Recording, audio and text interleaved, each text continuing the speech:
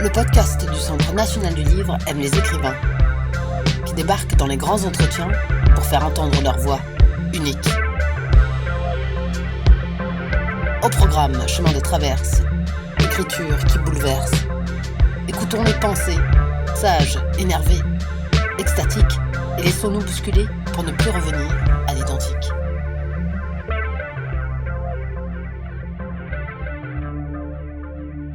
Valérie Zenati est une passeuse. Elle emmène le lecteur d'une rive de la pensée à l'autre, tout comme son personnage Mathilde dans son dernier roman Qui vive, paru aux éditions de l'Olivier.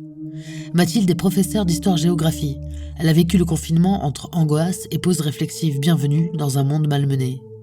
Mais voilà, la guerre reprend et les prises de conscience émergentes durant la pandémie semblent se désagréger.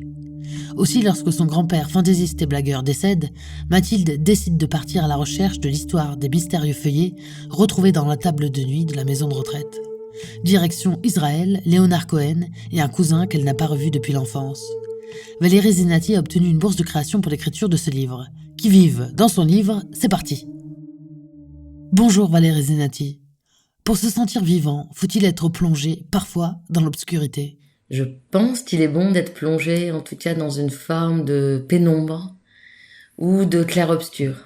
Parce que l'obscurité, si elle est totale, elle ne permet pas forcément de distinguer.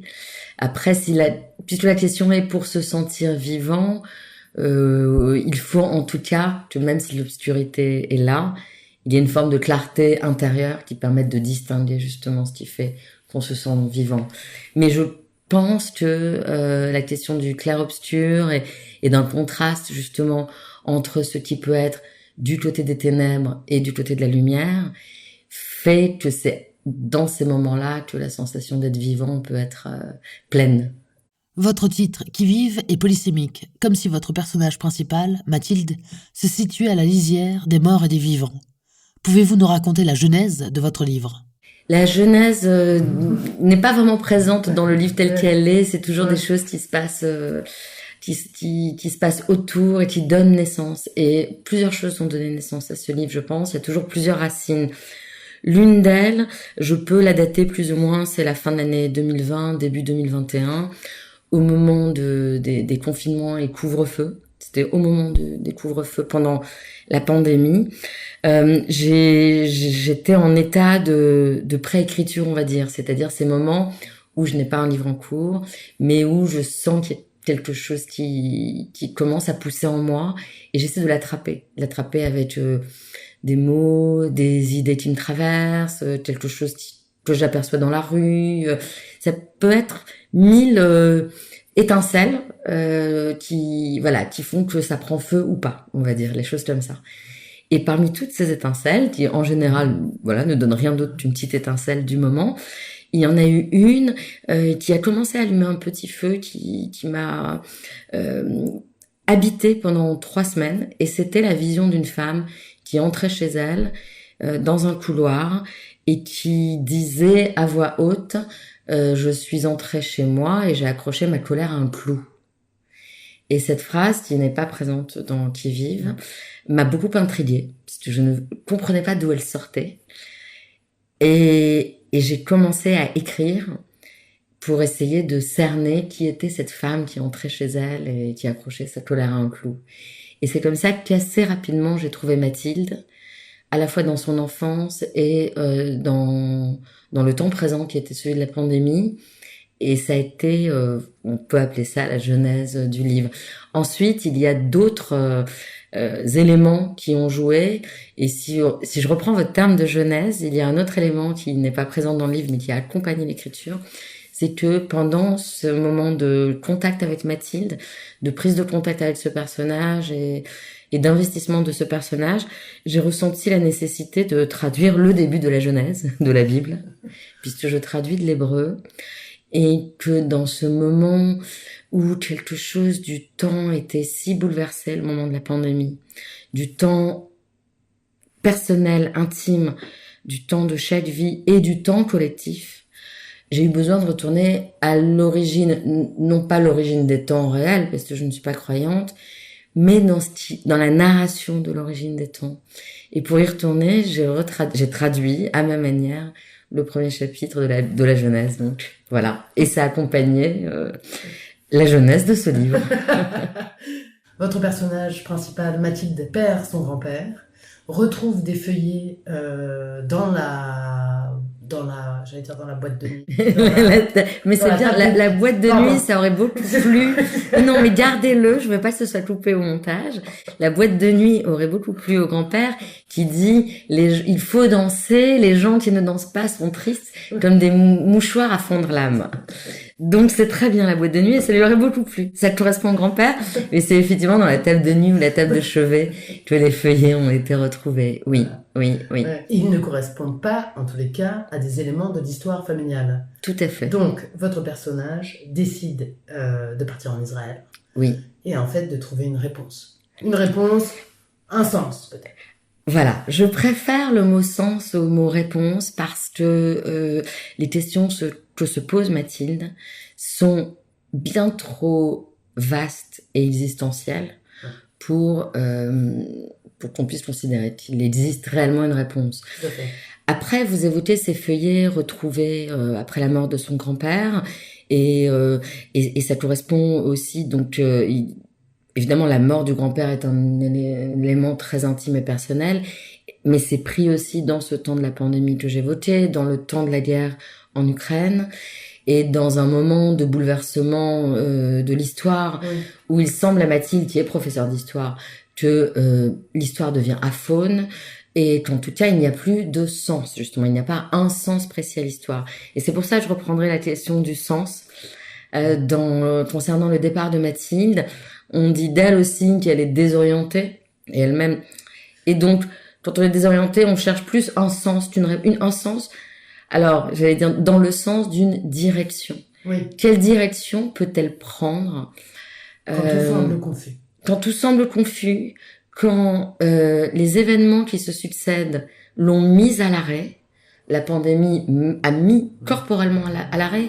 En parlant de ce livre ces derniers temps, je dis que en fait, elle élargit quelque chose de son espace en partant en Israël où elle n'est allée qu'une fois dans sa vie, après un moment, ou même après 2 moments, où la question de la frontière est interrogée. Pendant la pandémie, la frontière que nous ne connaissons pas en Europe, on ne sait pas ce qu'est une frontière en Europe, on ne sait plus, et c'est une belle chose de ne plus savoir, la frontière était à 1 kilomètre du domicile. Tout à coup, on a vécu avec des frontières à 1 kilomètre de nos domiciles. Et le deuxième événement qui est celui de la guerre, c'est au contraire l'attaque de l'intégrité territoriale d'un pays par un autre, et donc une frontière qui est violée, bafouée lors de l'attaque de l'Ukraine par la Russie. Et là, Mathilde va repousser ses propres frontières pour aller vers Jérusalem, pour une raison extrêmement poétique et irrationnelle, qui est liée à une vidéo qu'elle a vue de Leonard Cohen, et le montrant à Jérusalem. Et donc là, c'est plus un sens, une direction qui l'anime et qui anime son mouvement, et qui va se déployer forcément, puisqu'elle prend une direction, elle va être en mouvement, et elle va découvrir à chaque seconde et à chaque pas quelque chose de nouveau, quelqu'un de nouveau, qui vont peu à peu faire sens, si l'on peut dire. Mathilde est fan de Leonard Cohen, car sa musique est cathartique. L'écriture est-elle semblable à la musique, selon vous ? Je pratique la musique en amatrice, et je l'écoute beaucoup. La musique est une donnée vraiment très importante dans ma vie, je suis pas la seule, mais vraiment vitale à plus d'un titre. Et lorsque j'écris, je dirais que au départ, pour moi, la nécessité de l'écriture a été la nécessité de dire des choses. Alors ça paraît banal, mais de les dire, de les raconter et de prendre un plaisir à manier la langue, à manier les mots. Et peu à peu, j'ai eu dans mes livres, à la fois pour la jeunesse et pour les adultes, j'ai eu des expériences d'écriture qui ont été beaucoup moins contrôlées, je dirais, par une volonté, et qui ont été dans une forme d'abandon, où c'était la musique d'une voix intérieure qui me portait. Et quand je dis musique, j'entends par là à la fois un rythme et une tonalité qui me guidait dans l'écriture. Et cet abandon à un rythme particulier et une tonalité particulière dans les phrases et dans les pages et au fil des pages a fait que effectivement j'aborde la musique aussi par son versant. Je viens de faire un beau lapsus. J'aborde l'écriture par le versant musical aussi, et pas uniquement par la capacité des mots à dire quelque chose pour le sens qu'ils ont, par rapport au sens premier qu'ils ont, mais par cet agencement rythmique et cet agencement de la poésie. Oui. Les sens occupent une grande place dans votre livre. D'ailleurs, Mathilde est momentanément privée du sens du toucher. Mathilde devient insomniaque. Tout d'abord, après le premier confinement, elle dit elle-même qu'elle a un mal fou à revenir à une vie qui ne prend pas en compte le grand bouleversement qui vient d'avoir eu lieu. Et elle a beaucoup de mal à voir ses élèves masqués, à voir les gens. Elle a le sentiment qu'ils font semblant de vivre une vie normale, alors que quelque chose de tellurique vient de se produire. Et ça la rend insomniaque, peut-être parce que quelque chose du silence, de la suspension du confinement n'a pas été pour elle suffisamment pensé, ressenti. Peut-être parce que aucune leçon n'a été tirée de cette suspension de l'agitation des hommes et des femmes, des êtres humains. Et donc elle devient insomniaque comme pour retrouver quelque chose de cette suspension. Et quand ça s'est imposé à moi, j'ai senti vraiment, j'ai écrit cette première partie notamment en cherchant à être au plus près des sensations de Mathilde et en étant dans son corps, dans ses perceptions physiques. Et donc en la suivant, j'ai senti que son ouïe se développait parce que dans la nuit, on entend autrement, sa vue aussi, puisqu'elle n'allume pas la lumière pour ne pas déranger son mari et sa fille qui dorment, donc sa vue devient plus aiguisée, plus fine, son ouïe aussi, et tout à coup, je sais pas, j'ai senti ses sens se décupler et le toucher qui ne répondait pas présent. Le toucher qui manquait à l'appel dans cette façon qui avait l'essence d'être décuplé. Je me suis pas posé de questions sur ce que ça pouvait symboliser à ce moment-là. Je l'ai pris tel quel. Je l'ai pris aussi un peu sur le ton de la rigolade parce que son médecin prend cette chose-là au sérieux et manifeste une inquiétude qu'elle n'a pas du tout. Après coup, en avançant dans le livre, j'ai compris que cette hypoesthésie, puisque c'est le nom qu'on donne à la perte du toucher, correspondait peut-être au fait que elle dit d'elle-même que l'histoire était devenue sa seconde peau quand elle a commencé à vouloir devenir professeure d'histoire, et que là, cette seconde peau-là est en quelque sorte anesthésiée par les très grands chocs historique. Elle ne la comprend plus. Donc, elle ne sent plus. Elle a perdu le toucher. Après, je trouvais ça très drôle que dans cette pandémie, elle perde un autre sens que le goût et l'odorat. Mais voilà, ça se relie à la perte d'un sens charnel et d'un sens peut-être plus général. Votre histoire commence durant le confinement et on a le sentiment que quelque part, votre héroïne regrette ce temps de pause, de réflexion, comme s'il avait été interrompu trop tôt. Mathilde entend à un moment donné chez un personnage qu'elle va croiser à Jérusalem et qui lui dit ce temps de confinement a été comme un long Kippour.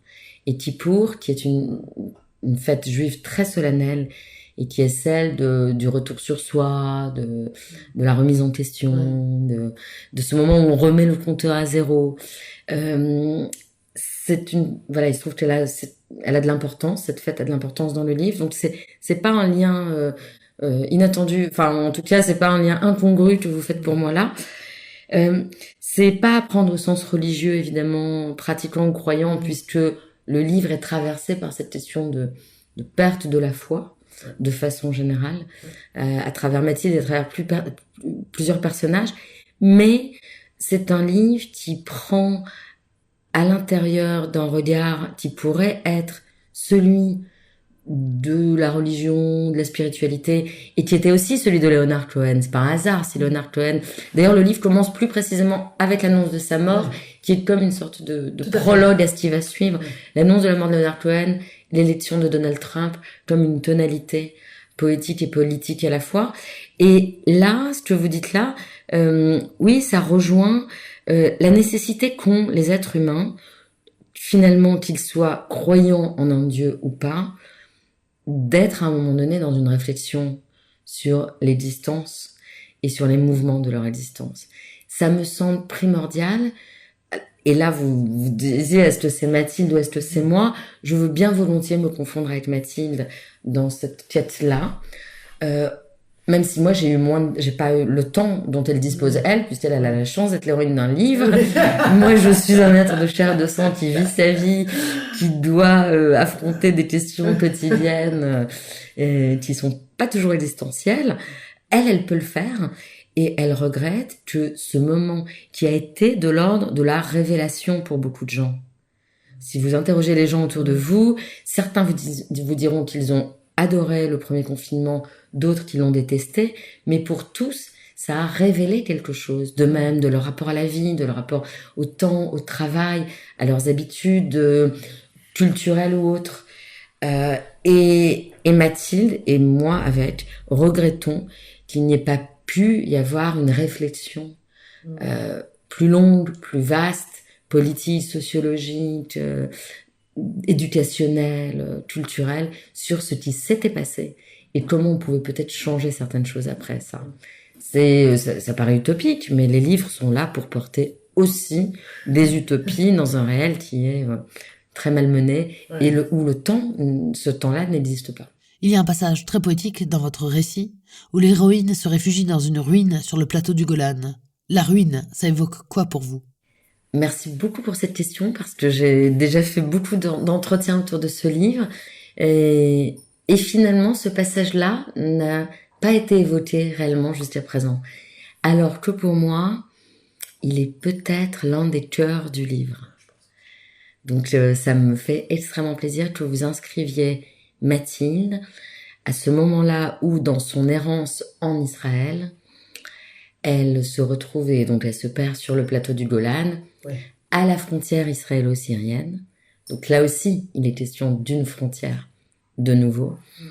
Et pour elle, qui est professeure d'histoire et de géographie, ce n'est pas anodin d'être soudain confrontée à une frontière réelle qui s'inscrit dans un paysage qui est à la fois marqué par une sorte de sauvagerie de la nature et par les ruines qui témoignent tant bien que mal de ce qui a eu lieu en 1973, en 1967, durant les guerres entre Israël et la Syrie. Et c'est comme s'il y avait tout à coup l'apparition de fantômes, de traces de ce qui a été, ce qui n'est plus. Et à ce moment-là, qui est vraiment très important pour moi et pour elle, je pense, j'ai eu le sentiment que elle trouve d'ailleurs refuge dans un tank qui est au milieu d'une ruine, et il existe encore des vestiges de la guerre de 73 de Kippour sur le plateau du Golan. Dans ce tank qui est au milieu d'un village en ruine, j'ai eu le sentiment qu'elle était un peu comme dans le ventre de la baleine. Et que quelque chose dans cette nuit-là, où se mélangent pour elle des souvenirs réels ou des visions, une perception de la nature, des animaux, de sa place dans la nature, du ciel. C'est comme si ça la remettait dans une forme de liquide amniotique qui, je dirais pas qu'il lui permet de faire peau neuve, mais comme la question de porter un regard neuf sur un monde indéchiffrable est une question qui habite pour moi tout le livre, ça l'a fait émerger le lendemain avec la volonté d'aller vers Jérusalem et d'affronter ce qu'elle va affronter à Jérusalem, et qui est très important. Elle ne le sait pas, mais elle le pressent et d'autres le pressentent pour elle. Et donc c'est un moment où, quand vous dites la ruine, c'est parce que parfois on peut partir effectivement de ce qui a été détruit pour considérer ce qui existe encore. Ça aurait du sens d'être immortel? C'est une question... C'est une question qui, non, enfin, je veux dire, pour laquelle, effectivement, je n'ai pas les outils nécessaires, puisque on sait que l'on est mortel assez tôt, et je pense que toute pensée est liée à ça, à ce savoir-là. En revanche, ce que j'aime bien, c'est ce qu'évoque Milan Kundera dans un livre qui s'appelle L'ignorance, justement. J'aime énormément ce livre, qui n'est pas le plus connu de Kundera, mais dont j'aime le titre et tout ce qui y est dit. Et dans l'ignorance, il dit à un moment donné qu'aujourd'hui, dans nos sociétés modernes, occidentales, on va dire, on naît et on grandit avec l'idée un peu floue, mais qu'on a une espérance de vie d'à peu près 80 ans. On le sait à un moment donné, voilà, la moyenne c'est ça. Et donc, on a cette espérance-là. C'est très beau ce terme, espérance de vie. Et on construit nos vies, on les agence dans le temps, dans ce qu'on projette de soi-même, en fonction de ça.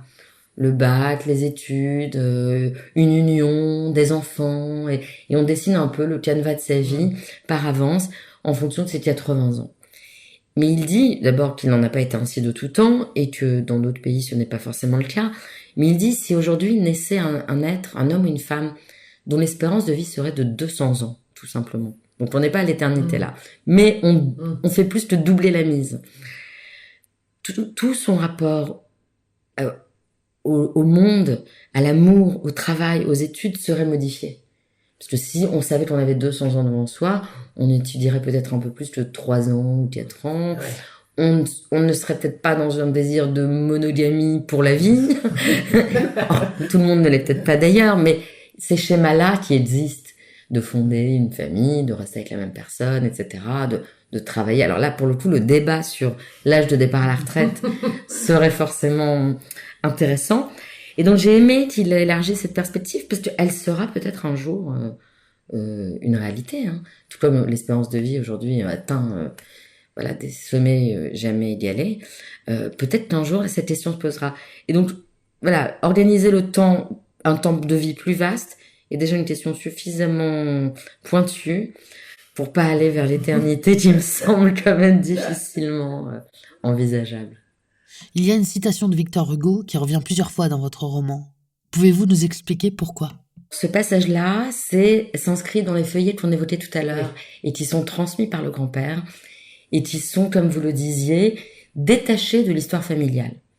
Et d'ailleurs, on ne sait pas si c'est le grand-père qui a écrit ces pages, si quelqu'un les lui a données. Et ce n'est pas la question, à vrai dire. Ce qui est important, c'est l'effet produit sur Mathilde. Déjà, ce sont ces feuillets en eux-mêmes qui sont livrés au lecteur et que le lecteur découvre en même temps qu'elle et qui vont être dans une évocation du temps, de la forêt, de la façon dont la nature se transforme en instrument de musique, des saisons, exactement. Qu'est-ce qu'on affronte des saisons? Est-ce qu'on peut arriver à croire au printemps quand on est au cœur de l'hiver? Et dans ces questions-là, où on passe de la nature à l'homme, il y a à un moment donné un des protagonistes de cette histoire-là qui travaille dans une imprimerie à Bruxelles où a été imprimée la première version des Misérables avec un très beau préambule de Victor Hugo. Et ce préambule va revenir plus tard, merci de le rappeler, parce que ça veut dire que vous avez entendu les échos qui sont présents dans ce livre, va revenir plus tard à Jérusalem, dans l'esprit de Mathilde, à un moment crucial. Ce que nous dit ce préambule, peut-être, c'est que, quelle que soit finalement la façon dont on aborde l'existence, que ce soit peut-être avec la foi ou sans la foi, avec une grille de lecture qui est celle de l'histoire, de l'économie, de la poésie, quelle que soit notre grille de lecture, tant que l'injustice règne entre les êtres, il n'y a pas de paix possible. Et ça, c'est ce que dit Victor Hugo. Voilà, il le dit d'une manière beaucoup plus belle. Mais pourquoi c'est important? Parce que dans ce livre, parce que Mathilde se met en quête de justesse dans ce mouvement pour observer ses prochains, pour comprendre quelque chose de l'existence. Et à un moment donné, il y a une bascule qui se fait chez elle et elle se dit, mais peut-être que voilà, justesse et justice, en français, ne sont pas très éloignés. Et peut-être que la quête profonde de l'humanité devrait être celle de la justesse intérieure pour chacun et de la justice pour tous, qui est bien évidemment une utopie, mais qui semble tellement vitale et qui, lorsqu'elle n'est pas réalisée, on le voit dans le livre, on le voit plus tard dans l'actualité aussi, produit évidemment le pire et la mort. Et il y a autre chose qui s'entrechoque là dans le livre et dans les pages du grand-père à l'intérieur de ce livre, c'est une sorte d'équilibre impossible entre les hommes et la nature. Je sais pas si le terme exact c'est l'équilibre impossible, mais en tout cas, à plusieurs reprises, les élèves de Mathilde le lui rappellent, ou elle le rappelle aux gens qu'elle rencontre en Israël, la menace d'un dérèglement climatique et d'une vie impossible sur Terre devrait être une menace commune suffisamment grande pour unir les êtres de manière rationnelle. Or, c'est l'irrationnel qui l'emporte, c'est le pouvoir, c'est le désir de tuer l'autre ou de l'humilier. Et donc, sans donner de réponse évidemment à cette question, il y a cette résonance de Hugo qui écrit ça au 19e siècle. Et nous qui sommes là au 21e, dans un contexte totalement différent, avec les mêmes questions de domination des êtres et de nécessité de lutter pour... En écrivant des livres aussi. Justement. En écrivant peut-être, en offrant un espace, voilà, en offrant un espace à ce personnage-là, à moi pendant l'écriture, parce que j'aime me créer un espace d'écriture à un moment donné. C'est ma façon à moi de vivre et d'affronter certaines questions, et en offrant aussi au lecteur peut-être cet espace où il peut chercher à déchiffrer quelque chose de sa propre vision peut-être. Enfin, je l'espère en tout cas. Valérie Zenati, c'est parti pour la lecture. Prendre appui sur les chenilles, me hisser jusqu'à la tourelle, oser m'engouffrer. Mes pieds tâtent un échelon solide. 2, 3, je m'enfonce dans le blindé. Autour du véhicule, des grognements que je perçois comme des reniflements de sangliers très enrhumés. Le tank sent la figue, l'humus, et une odeur aigre que je n'identifie pas. Je n'ai plus mon sac. Je sens que je n'ai plus mon sac avant de le savoir. Sa masse a disparu de mon dos. J'ai dû le laisser tomber pour courir. Je n'en ai pas le moindre souvenir. Mais j'ai toujours mon briquet dans ma poche et je peux éclairer l'habitacle du blindé, détailler d'un premier regard d'immenses douilles rouillées, 3 obus qui semblent intacts, le squelette d'un siège, 2 boîtes de vitesse, des objets brûlés, fondus en un amas sombre et troublant, des os de rongeurs, un chiffon, des tessons de verre. Je suis parcouru d'un rire silencieux et tendre qui me fait un bien fou. Je tends l'oreille.